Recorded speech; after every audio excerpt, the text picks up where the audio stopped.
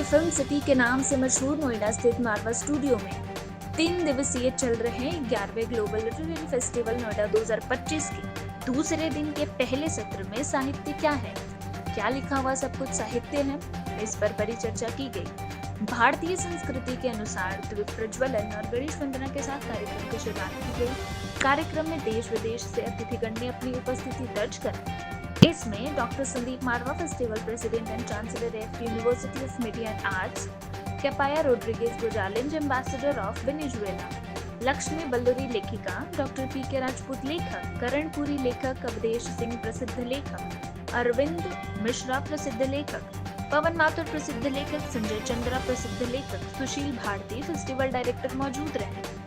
कार्यक्रम में बुके भेंट कर अतिथिगण का स्वागत किया गया। डॉक्टर संदीप मारवा ने कहा, साहित्य हमें सोचने, समझने और समाज को नई दिशा देने की शक्ति प्रदान करता है।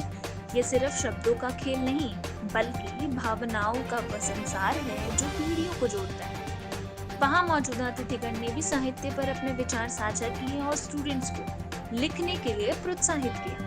बता दें कि कार्यक्रम में दीनदयाल उपाध्याय फोरम का अतिथिगण द्वारा पोस्टर लॉन्च किया गया। इसी दौरान कार्यक्रम में आए अतिथियों को उनके देश के कुजीन भी परोसे गए।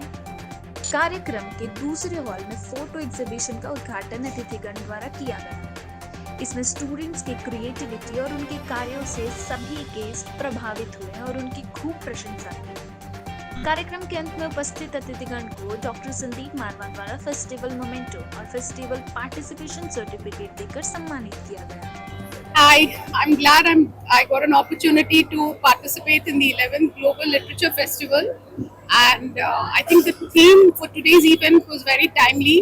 What is literature? Because everything cannot be called literature, so it was a very timely theme. I had a wonderful time, excellent arrangements, very smooth events. This event is wonderful. It is such an elegant one. Enjoyed, lot of learning, lot of things keep on happening, and we feel very happy, enriched, and empowered to be a part of this event. And every time, whenever we come, we learn new things.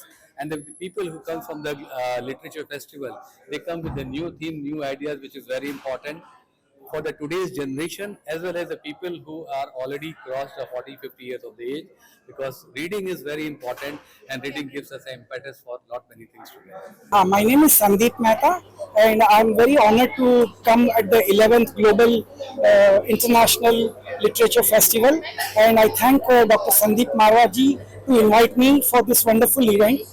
And this event is about the literature and the arts. So what is literature? We had this question coming up. Literature is actually about the passion you have in your heart and in your mind. What are your thoughts? And when you pin down the thoughts in your mind and from your heart, that becomes something like an essay or a poem or any article. Young people call it blogs also. So what is literature? Literature means something which brings anything in your mind about the society. Be it any reason you want to communicate to the society, to bring out any evil and make our country beautiful.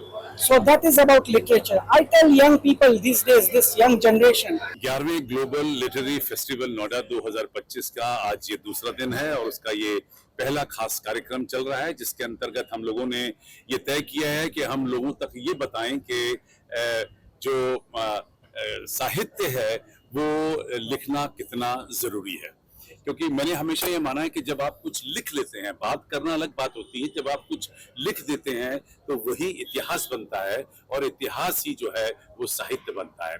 जो आज हम लिखेंगे, आने वाली कल generation उसी को पढ़कर उससे अपने संस्कार बनाएगी। तो ये बहुत जरूरी है कि हम अच्छा बोलें, अच्छा पढ़ें, अच्छा लिखें, अच्छी बातें करें, और उसके बाद उसे लिख कर उसे इतिहास या साहित्य का रूप दें। इस कार्यक्रम में मुझे खुशी है कि बहुत सारे लोग देश और विदेश से यहाँ पहुंचे हैं। देश भर से कवि, लेखक, ऑथर, ये सभी लोग यहाँ पर मौजूद हैं, और हर बार की तरह तांता लगा हुआ है, जोश है, लोगों में बड़ी लगन है, बड़ी उम्मीदें हैं।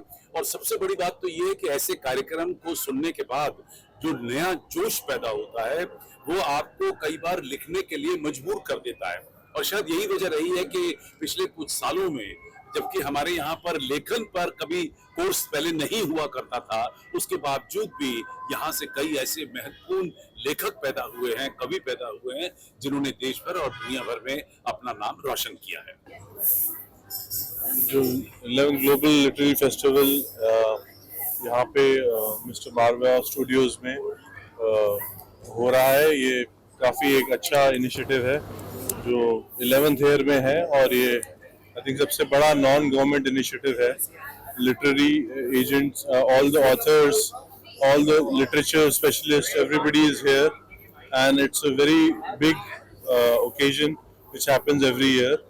और मैं चाहूँगा कि ये 3 दिन का जो फेस्टिवल है, ये एक तरफ से बहुत ही बड़ा एक इनिशिएटिव है जो ऑथर्स और लिटरेचर के लिए बहुत ज़रूरी है, और बहुत आप देखेंगे गैदरिंग और पूरा जो जिस टाइप के लोग आए हैं, जिस टाइप के लिटरेचर जीनियसेस आए हैं, तो ये बहुत ही सक्सेसफुल एक इवेंट है जो हर साल होता है।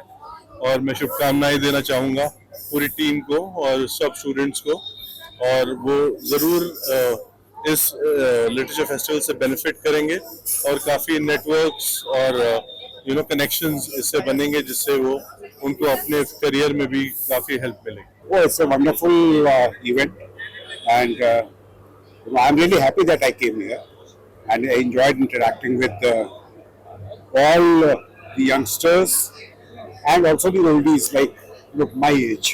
So I enjoyed.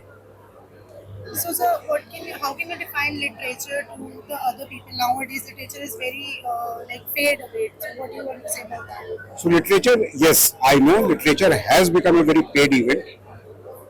Principally, that is also because of the fact that a lot of people are now taking it up as a profession. So, which in its own way is not bad, but I am very much against the paid awards, and that's why I have founded a platform known as Kala, Crazy About Literature and Arts,